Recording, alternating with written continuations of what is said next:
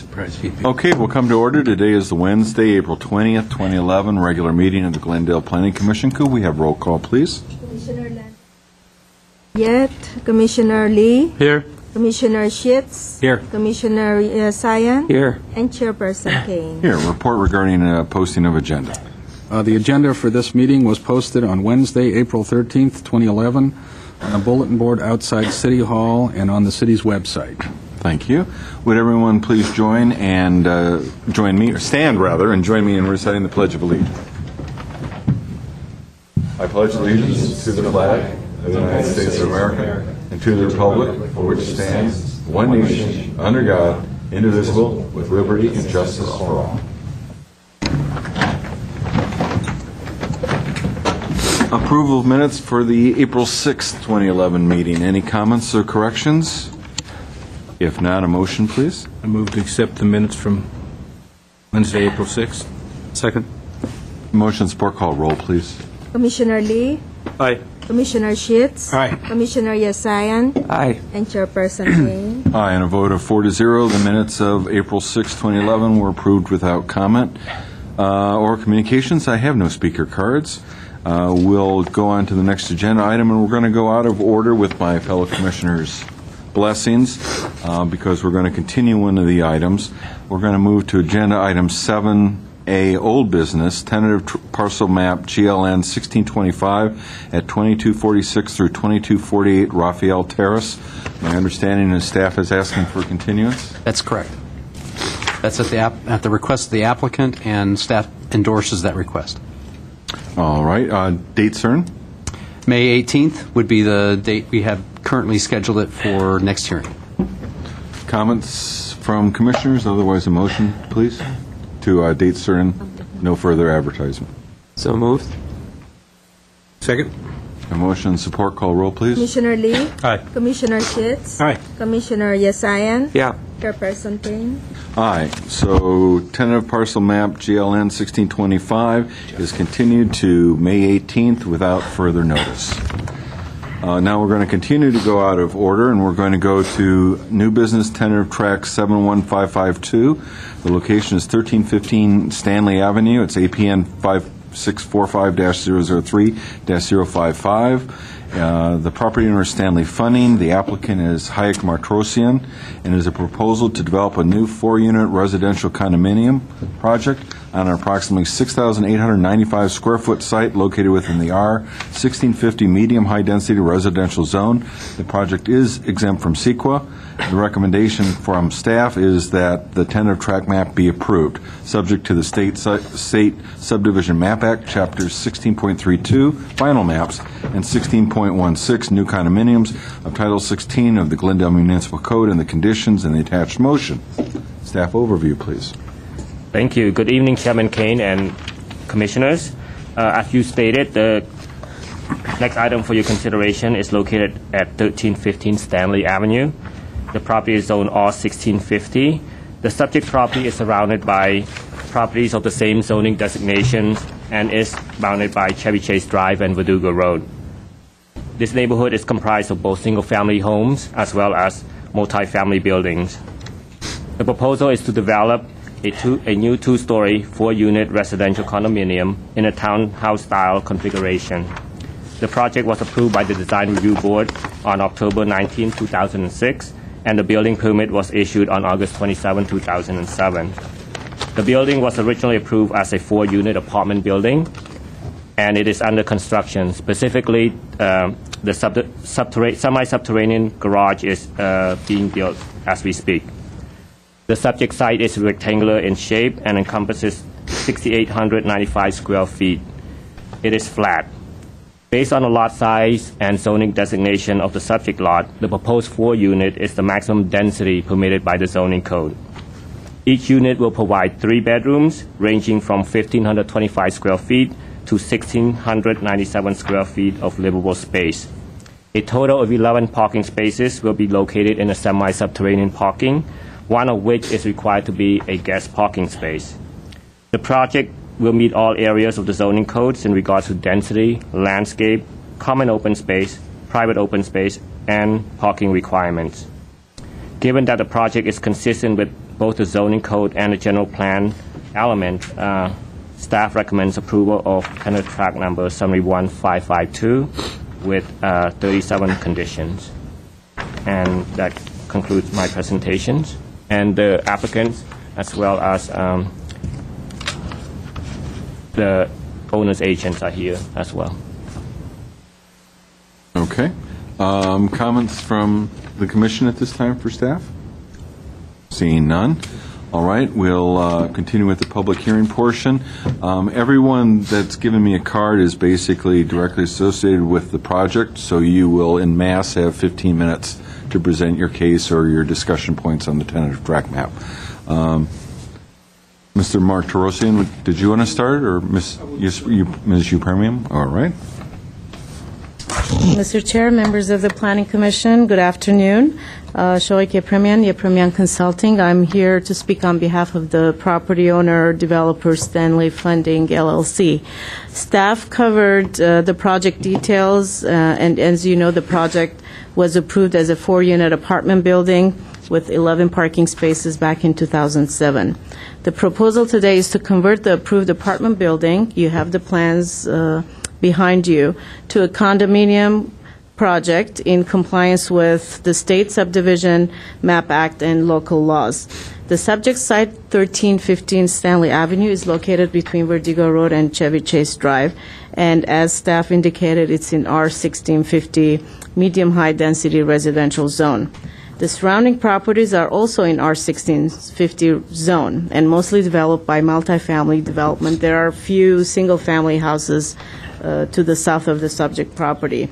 The specific site, or the subject site, there is an 18-unit multifamily development to the right, 18-unit to the left. There's a 36-unit project behind it, some commercial on Vertigo, and some residential multifamily on Vertigo Road as well. So this is basically the only single-family house that was there, and the proposal now is to convert to a 4-unit project. The lot size is 6,900 square feet, a typical 50 by 138 feet.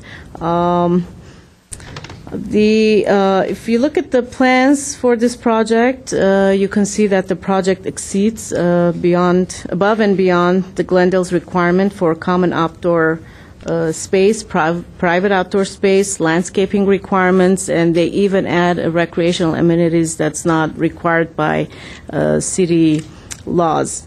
The project is exempt under California Environmental Quality Act, CEQA, because it is less than 6 units, and it meets all of the elements of the general plan. I have reviewed all of the conditions attached to the report. I concur with the conditions. I have discussed the conditions specifically with the project engineer, the contractor, and the developer, and they do also concur with the conditions.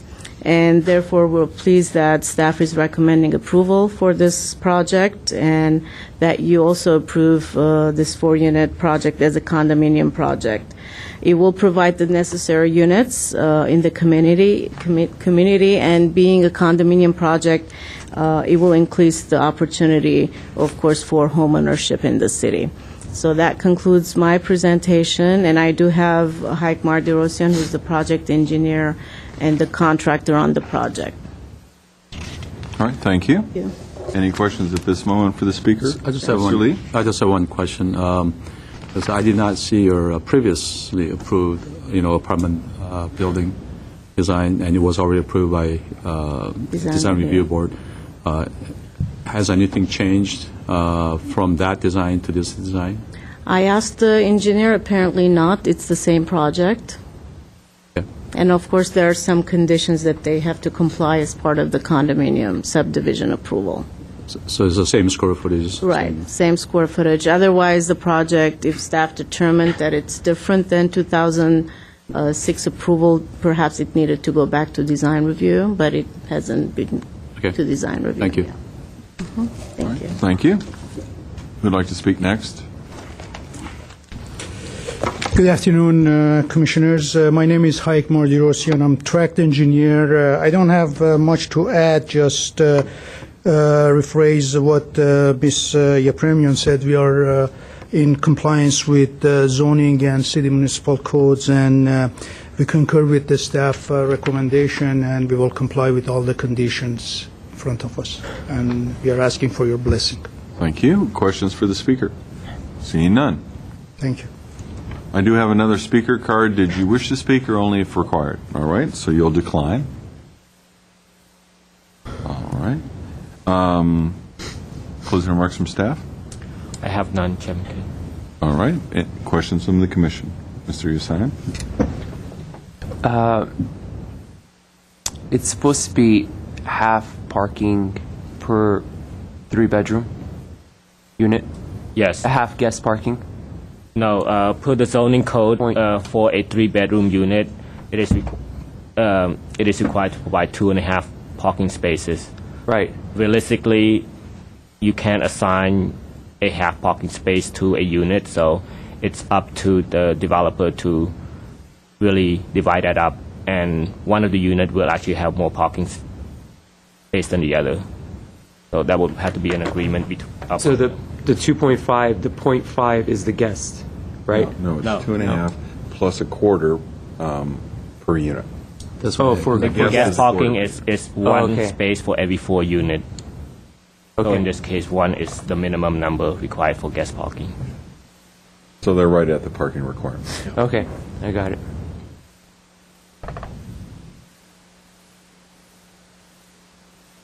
Is there anything No, else? that's it. All right. I don't believe there's any cause for rebuttal at this point. So I'll close public hearing and ask commissioners for comments if there are. If not, we'll seek a motion on the tract map. I'm not, I'll start. This one's pretty standard. Seems to meet all the requirements. Nothing unusual. The conditions seem to take care of any issues that might be there. I'm seeing no items of concern. So I have no problem with it. No.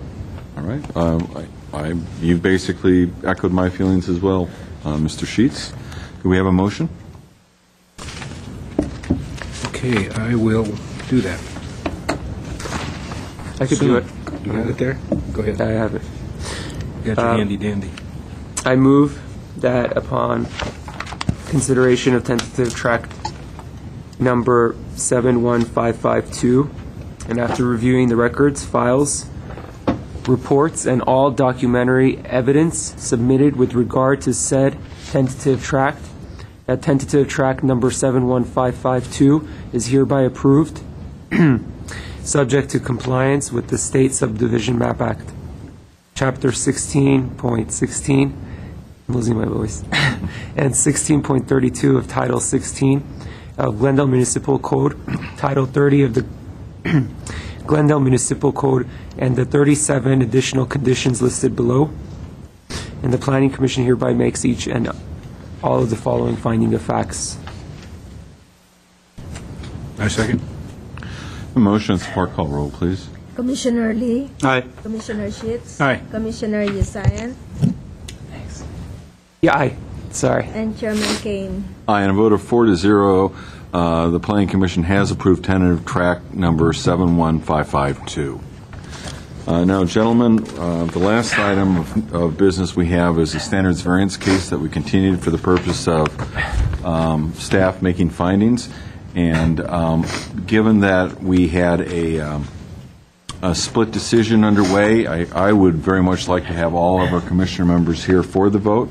So with that in mind, I'd like to suggest that we go into recess until hopefully within a responsible period of time, a reasonable period of time, she can join us. So absent any objection, we'll go into recess. No, thanks.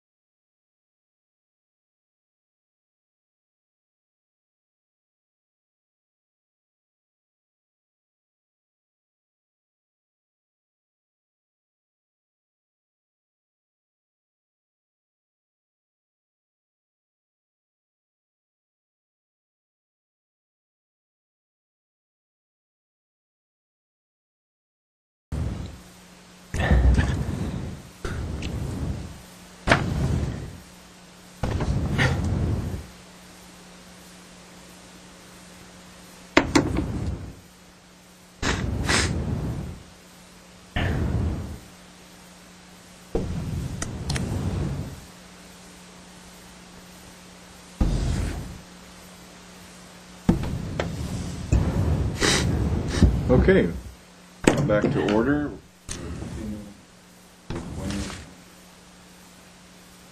Commission, and we're moving on to agenda item. Got it. We got it. Yep. We're back in session with the April 20th, 2011 meeting. We're going to continue on with old business. It's the standards variance PVAR case 2010-013. It's at 3505 Sierra Vista Avenue, and it had been an appeal of the planning hearing officer's denial of an application for standards variance to construct a 224-square-foot rear addition to an existing single-family residence without providing the required two covered and enclosed spaces. At our last meeting, we had completed the public hearing. We'd gone into deliberation, and following that, we directed staff to prepare findings in preparation for motions today. As such, the public hearing was closed. Anyone that wishes to speak on the findings themselves is welcome, but I will note that we have no cards. So with that said, we're going to continue or re-enter, if you will, our deliberations. We shared quite a few things in the previous meeting. We can repeat those if someone wishes. We can focus primarily, however, on the motion that's in front of us and the findings. And if we need to reopen and direct a question to staff or someone else, we certainly can. Who'd like to weigh in? Ms. Landergan? I actually would like to ask our legal counsel some questions about this. Okay, shoot. We'll reopen the hearing for that purpose. Thank You don't need to open the hearing, I think. Oh, thank you. Yeah. Mr. Garcia, Yes. in your opinion, is this a self-imposed hardship? If we were looking at this in terms of all of the other deliberations that have come here and the task that we have as planning commissioners to look at this, would this be considered if we were looking at this as setting an example for future findings, is this a self-imposed hardship?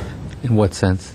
In that there is nothing in the property or in the conditions that make this not possible to do, in the definition of a self-imposed hardship. Right.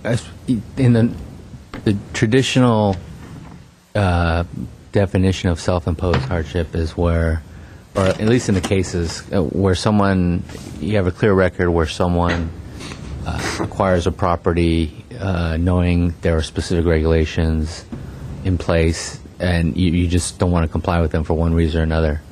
The cases are really kind of all over the place on this, but there are a couple cases that talk about both in the unique hardship finding and exceptional circumstances, which would at least provide legal support for the proposition that and I think this is what Mr. Kane was referring to in his discussion of the matter last time, that certain conditions of property, existing buildings, landscaping, those sorts of things, may create a unique hardship if construction of a project that complies with code would require the demolition of an existing structure or demolition of landscaping.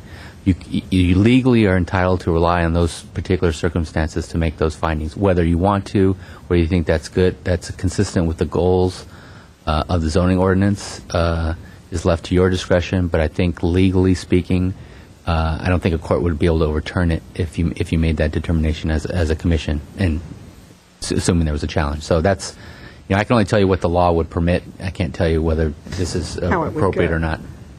And so that's probably where I would land on that from a legal perspective. Thank you. Thank you. Sure. Any other questions for staff or further discussion among ourselves?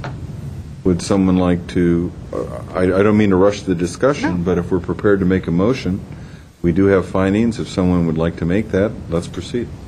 Well, since I was the one who attempted to make the motion last time, and I do have in front of me various findings and some additional, facts, statement.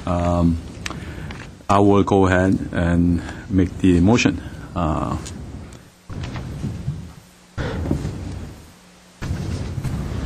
That upon review and consideration of all materials and exhibits of a current record relative to Sanders variance case number PVAR 2011-013 located at Sierra Vista Avenue, and after having conducted a hearing on said matter, that the Planning Commission hereby reverses staff decision and recommends approval of this said application of the four findings and the conditions of approval 1 through 9. I have a motion seeking support. Second. Further discussion? Hearing none, please call roll. Just like to make a comment. The actual motion shouldn't say recommends. You are actually making the decision. So you just strike the word if the maker of the motion agrees. Staff's friendly Annotation. Thank you. Thank you. Mr. Chair, if I just make two small wording changes in letter A, finding A, the fourth sentence should read, the proposed addition to the residence will be a 15-foot extension of the building line and will conform to current interior setback standards, not set standards. Oh, thank you. Good And then catch. in finding C, second sentence should read, no other neighboring properties will be affected by the construction of this minor addition, which is only 124 square feet over what could be approved under an administrative exception. There is no administrative exception application. So what are you suggesting here? Take that application. Only 124 square feet over what could be approved by an administrative exception. And it's not it's a It's a 100 square foot limit. Yes, thank you. Got it. Understood. Right. Okay. What could be? Okay. Let's keep it up. You know, this would have been really handy if staff had spoken up before the motion, but go ahead. What else? Where it says construct the required 2 covered enclosed parking, that should be spaces. Instead Oh, of in space, yes. And then the line below that, at the rear of the house, strike the word 7. The rear of the house would trigger. The house.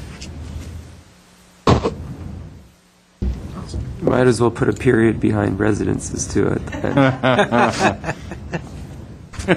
Jeez. Wow. Wow. Okay. Anything else from staff? Anyone calling in from the public? I'm waiting. All right. Let's back away from the second. Let's make the corrections as noted. And So with the corrections noted, again, I make the motion. do we still have a support? Second. And we have motion support. Please call roll. Commissioner Lee, Aye. Commissioner Landrigan, No. Commissioner Sheets, No. Commissioner Yasayan, Aye. and Chairperson Kane. Aye. On a vote of 3-2, the Planning Commission has overturned the planning hearing officer and has approved the variance with the conditions as set forth in the motion. That would be for standard variance case PVAR 2010-013. Anyone? I have my little prepared remarks here somewhere. They should just imprint it on them. Well, I had it. Here it is. Under the provisions of Chapter 2.88 of the Glendale Municipal Code, any individual not satisfied with the Commission's decision may file an appeal to the City Council. This is done by filing a notice of appeal along with a filing fee at the Building and Safety Division Permit Services Center located at 633 East Broadway, Room 101, Glendale, California. An appeal must be filed within 15 days on the actual date of such decision. We'll move on to Planning Division updates. Can I make a comment? Oh, quickly. I guess so, sure. I'm just going to say for the appellant, I appreciate their patience. I can't speak for the rest of the commission, but I feel there's similar feelings. I appreciate the patience and understanding, and I truly would like to compliment the consultant again as far as being very professional and making a very complete and thorough presentation on the original hearing. So I just wanted to pass that on. Thank you very much. No problem. No apology necessary. Planning Division updates. Your next meeting is May 4th, and we've got a variance appeal that was continued. We've got 2 alley vacations that you would provide recommendations on, and we have a tentative track map for a condominium project on Doran. And then on May 18th, we've got the continued Rafael Terrace parcel map that you just continued today, and then an appeal on a conditional use permit and parking reduction permit case on San Fernando Road. And that's all we have scheduled right now. All right, thank you very much. Comments from commissioners? I have one to broach. In this last case, there was a notation along with the motion where it said, for the record, staff still recommends denial. Now, I guess my question that is, would staff make those comments to city council members? This is very unusual. I haven't seen this before, and it seems, it seems like, oh, well, we'll make that to commissioners. Would you actually have made that kind of comment to the city council once they've asked for a motion? Mr. Foy. Yeah, thank you for bringing that up. I also noted that when I saw the packet yesterday, and we have had discussions on staff that once the commission has made a decision, that decision is final, and whether staff has been persuaded by the commission or hasn't been persuaded by the commission is not really material any longer, and it is not part of any record, and you will not be seeing any language like that in the future. Thank you. I mean, I appreciate staff fighting the good fight and working toward a particular solution they feel is right. This was just kind of unusual, and I wanted to ask about it. Thank you for clarifying it, Mr. Foy. Anything else from commissioners? Seeing none, a motion to adjourn, please. We are adjourned.